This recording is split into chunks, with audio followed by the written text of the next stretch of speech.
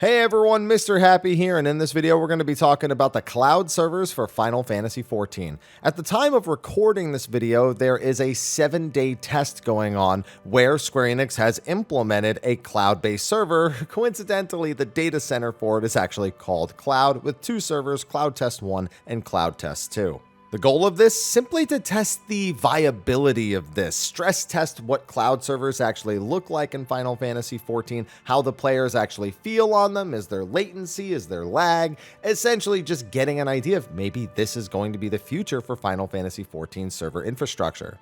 Well, we've had a couple of days on these cloud servers, so we actually have kind of an idea of how it's going, and the TLDR is pretty good so far. But I wanted to talk about what the general impressions have been of the cloud server and data center thus far, and talk about what potential things it could do for Final Fantasy XIV should they decide to go this route.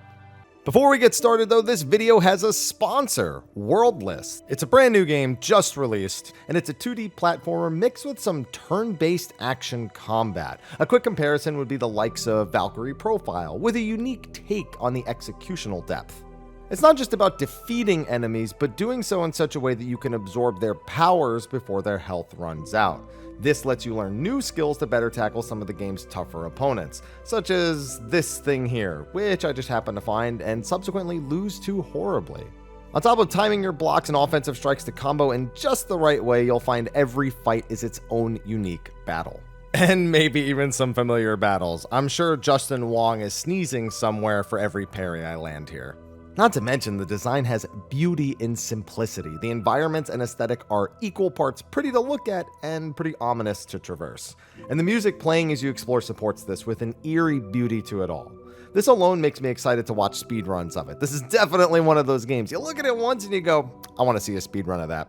And you can get Worldless right now, and it's on Steam, Switch, PlayStation, Xbox, pretty much everything. If you love 2D platformers, Metroidvanias, and turn-based action combat, be sure to give this one a peek this holiday season. Use the link in the description below to support the developers and support the channel as well. Thanks to Thunderful Games for sponsoring, and now, on to the video. So first off, let's talk about how the stress test has actually gone so far, because a lot of people did flood into the cloud data center pretty much as soon as it opened up, which was on November 20th at 7 p.m. Pacific Standard Time. So the very first impression had to do with, well, a lot of logging in. You see, you can't just take your character from the other data centers and bring it over to cloud for this test. You have to make a brand new character on the cloud data center. Once you do that, you're given a job skip for almost every job. There's no Sage or Reaper job skip because that doesn't exist yet. Wait till 7.0. And there's a main scenario skip just given to you, and 50 million gil for any character that's made during this stress test. Unfortunately, every single time you use one of those skips, the game logs you out. So people had to spend the first hour or two getting logged out, logging back in, getting logged out, logging back in, because you got to use both items unless you really plan to play from level 1. Now, to some, that seems like a tedious oversight, but it was probably intentional. Well, of course it was. They don't want you just doing level 1 content for the stress test. They want you to get into any content you want. But that's besides the point. You see, it's not just the actual game that's on these cloud servers, but the login lobby is also on a cloud server. So they needed to make sure to test the actual stress on the login servers. And to be fair, I don't think it would have ever gotten to the point like it was at Endwalker release where, we're waiting hours and hours and hours to get in. I don't think it would have ever hit that capacity. But it is important that there's constant stress of people logging out and logging in and all trying to funnel through one or two narrow doorways to get into the game, because that's part of knowing if this is going to be something good. And it worked pretty much flawlessly. Even with queues of 2,000 or 3,000, most people took, like I said, maybe an hour or two to get all these skips done if they were playing right at the time Cloud came up. By the next day, that wasn't a problem at all. The queues were down significantly, but either way, that was a first test that was passed, I suppose. Now, once players got into the game, that was it. I mean, maybe as of recording this video, maybe in the time from recording this to the time it releases, there will be a problem of some kind, but I have seen nothing but a completely stable server. I heard some people were having some low FPS in city states. It's hard to know if that's like a hardware thing or if that's based on the sheer volume of characters that are being made and maybe would go away. That's one of those things I don't know that I could really blame on the cloud itself, but it is weird that a player would have issues in the cloud server with this and not have them on their local server. So we're going to put that in like a maybe problem that was had, because I've only had maybe like 4 or 5 people specifically say that in city states they're getting significantly lower FPS. Like they normally run like 120 plus and they're getting like 15, which is, doesn't matter how many characters are made. That's way too low. And of course, the last thing that everyone was really keeping their eye on was the latency. You see, Yoshi P had actually said they were considering doing cloud server related stuff some time ago, but that the technology really wasn't there yet. There was an innate latency that they didn't really want to have to account for. They couldn't guarantee a consistent experience for anyone who was playing the game. And while, of course, location is still paramount when it comes to a cloud server, because there is a physical location that is hosting the cloud server, this seemed like it was pretty much on par for what people should be expecting, if not a little bit better. Now, I'm on the West Coast and the cloud server is actually located on the East Coast, the only East Coast server that we've had in what, I think 7 or 8 years now since they moved from the East Coast over to the West Coast. Either way, I felt like I had better latency as somebody who's quite far away from the server than East Coasters normally have connecting to the West Coast. Now, again, that all depends on where you're actually located. That's not like a one-to-one. You can't just look at the distance and say, okay, it's better. But I have an average latency on the West Coast of about 100. It like peaked at 110, 111-ish. And a lot of East Coasters that I play with regularly talk about how they use VPNs to get down to 110 or 100, maybe even a little under 100, depending on the routing and depending on what service they're actually using. A lot of them tell me they average about 140 to 160. So I'm noticing something that's at least, 15, 20% better than what they're telling me they're getting on the actual live servers. So that's one thing. But on top of that, East Coasters are loving this. They're finally getting back to having the really low ping numbers. Europeans playing on this service or server are actually doing great as well. And I've even had reports from some like South Americans, people in Brazil, people who play outside of regions that are traditionally supported for Final Fantasy XIV, also liking their connection to the server a little bit better.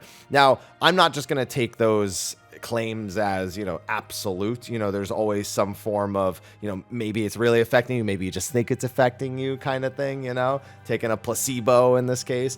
But either way, it seems like the average player is good with the stability. The latency is good or better for a lot of people. And that's really all that you need for a successful test. I really hope they do one last thing where they maybe ask people on Saturday, if you're on the game, everybody log in at once. Just do your best to break it. Because I think that's the one thing that's missing at the current time is that really big stress moment outside of the initial login, which I think was good, but probably not enough to get a full scope of whether or not cloud servers are a good idea for Final Fantasy XIV.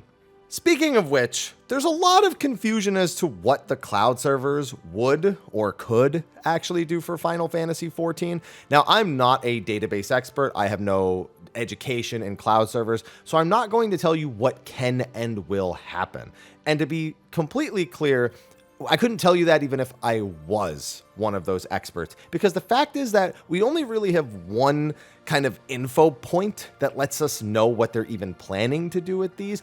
And it's much smaller in scope than I think what people are hoping. But there's always a ton of stuff to kind of keep in your mind during this. So what a cloud server can assist with is quite vast. What they will use it for, again, I don't think is that much. They really only mention using it to dynamically make server adjustments without the need for actual equipment. Over the past several years, as we had the WoW Exodus, they've just run into massive issues where they can't accommodate players, and that's why Endwalker's release was somewhat of a mess. So they've been looking to mitigate that for quite some time now. They've built out some more physical data centers, added more servers, and they're hoping that that will bear a lot of the load going into the next expansion.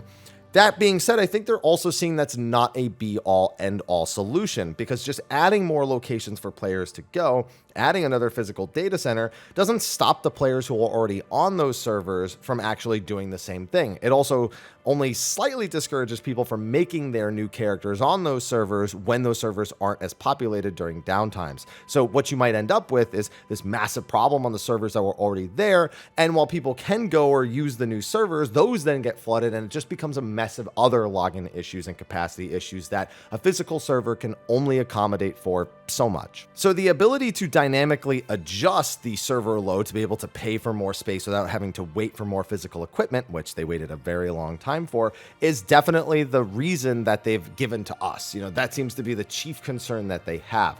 But it is so far from what they could actually do with a fully migrated cloud server that I wonder if it is just what they're telling us and if they have other plans as well. I think a lot of people hear about dynamically adjusting server space, and I think a lot of people instantly think of housing. Final Fantasy XIV's housing system could use a facelift from top to bottom. I think most people agree. None of us expect it to happen. Some of us are just glad that the Island Sanctuary at least has a place to use our outdoor furnishings and our minions and whatnot.